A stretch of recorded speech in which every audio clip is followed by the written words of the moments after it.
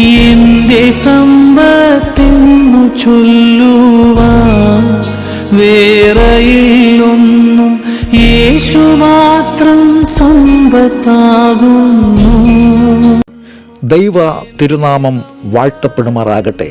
ഞങ്ങളുടെ എല്ലാ പ്രേക്ഷകർക്കും യേശുക്രിസ്തുവിൻ്റെ നാമത്തിൽ സ്നേഹവന്ദനത്തെ അറിയിക്കുന്നു.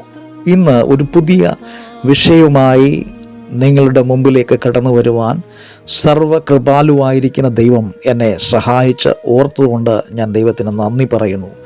നമ്മുടെ ചിന്താവിഷയം എന്നുള്ളത് ധനം അഥവാ പണം അല്ലെങ്കിൽ പണക്കാരൻ എന്നുള്ള വിഷയം.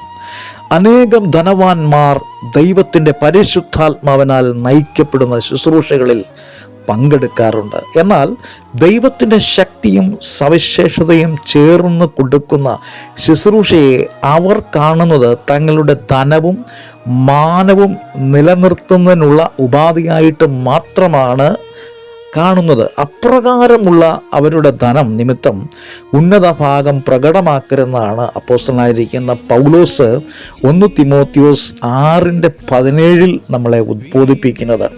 എന്തെന്നാൽ തങ്ങളുടെ ധനം കൊണ്ട് മാത്രം സമൂഹമധ്യേ അവർ നേടിയെടുക്കുന്ന പേരും പെരുമയും അവരിൽ സൃഷ്ടിക്കുന്ന ഉന്നത ഭാവവും ദൈവത്തിൻ്റെ ശുശ്രൂഷകളിൽ പേരും പ്രശസ്തിയും അവരിലേക്ക് സൃഷ്ടിക്കപ്പെടുന്നതായ അവരിൽ പ്രതീക്ഷകൾ ഉണർത്തുന്നത് വളരെ വ്യത്യസ്തമായ രീതിയാണ്. അതൊരു സ്വാഭാവികമായിട്ട് മാറിക്കൊണ്ടിരിക്കുന്നു. ആത്മീയ അന്തർദാഹമുണ്ടെങ്കിലും ധനം ജീവിതത്തിലെ ആശയവും ആവേശവുമായി മാറുമ്പോൾ ധനം കൊണ്ട് എന്തും നേടിയെടുക്കുമെന്നുള്ളതായ വ്യാമോഹം വ്യക്തികളിൽ വളരുന്നു.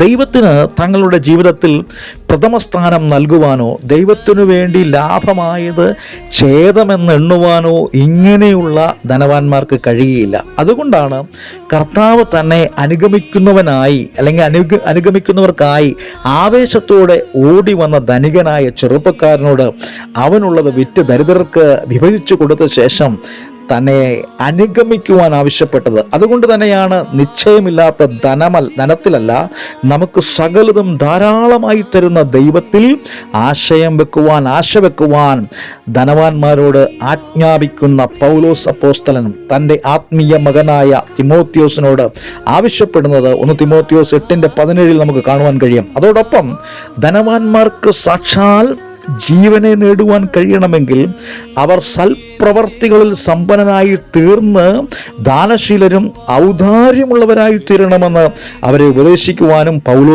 അപ്പോസ്തലനായിരിക്കുന്ന പൗലോസ് ആവശ്യപ്പെടുകയാണ് ചെയ്യുന്നത്. അത് ഭാവിയിലേക്കുള്ള അവരുടെ നിക്ഷേപമായിരിക്കും എന്ന് ഓർമ്മിപ്പിക്കുന്ന അപ്പോസ്തലനായിരിക്കുന്ന പൗലോസ് ദൈവരാജ്യത്തിലേക്കുള്ളതായ പ്രയാണം ധനം വരുത്തി വെക്കുന്നതായ പ്രതിബന്ധങ്ങളെക്കുറിച്ച് ദൈവജനത്തിന് വ്യക്തമായ മുന്നറിയിപ്പാണ് നൽകുന്നത്. ലൂക്കോസിൻ്റെ സുവിശേഷം 12-ാം അധ്യായം അതിൻ്റെ 20, 21, 2 വാക്യങ്ങളിലേക്ക് കടന്നു വരുമ്പോൾ അവിടെ ക്രിസ്തുവിൻ്റെതായ സമ്പന്നതയെക്കുറിച്ച് ലൂക്കോസ് വൈദ്യൻ രേഖപ്പെടുത്തുന്നുണ്ട്. പ്ലൗസിയോസ് എൻ ക്രിസ്റ്റോസ് എന്നുള്ള പദമാണ് അവിടെ ഉപയോഗിച്ചിരിക്കുന്നത്. ക്രിസ്തുവിൻ്റെ സമ്പന്നത ഓർക്കുക. ഒന്നുമില്ലായ്മയിൽ ശൂന്യാവസ്ഥയിൽ ദൈവം നമ്മളെ മെനഞ്ഞു. ഈ ഭൂമിയിലുള്ള അംശങ്ങളെല്ലാം നമ്മൾ നേടിയെടുത്തിട്ട് നമ്മൾ തന്നെ പറയാറുണ്ട്, ഞാൻ ധനവാനാകുന്നു, ഞാൻ സമ്പന്നനാകുന്നു. ഓർക്കുക, അതല്ല ഏറ്റവും വലിയതായ സമ്പന്നത. ക്രിസ്തു സമ്പന്നത, ക്രിസ്തു തന്നെ നമ്മുടെ സമ്പന്നത. ക്രിസ്തു ധന മഹാത്മ്യം, ക്രിസ്തുവിൻ്റെ ധനം ആണ് നമുക്ക് ഏറ്റവും വലുത്. ക്രിസ്തു നൽകുന്നതായ ദൈവിക സ്നേഹം, അതാണ് നമ്മളെ നിത്യതയിലേക്ക് നടത്തുന്നത്. അതുകൊണ്ട് ഓർക്കുക, നമ്മുടെ ധനം, നമ്മുടെ പണം, നമ്മുടെ സ്വത്ത് ഇതെല്ലാം ദൈവം നൽകിത്തരുന്നതാണ്. ദൈവത്തിന് മഹത്വം കൊടുത്തുകൊണ്ട് ദൈവത്തെ ഉയർത്തുവാൻ വലിയവനായ ദൈവം നമ്മളെ അനുഗ്രഹിക്കുമാറാകട്ടെ. God bless you all.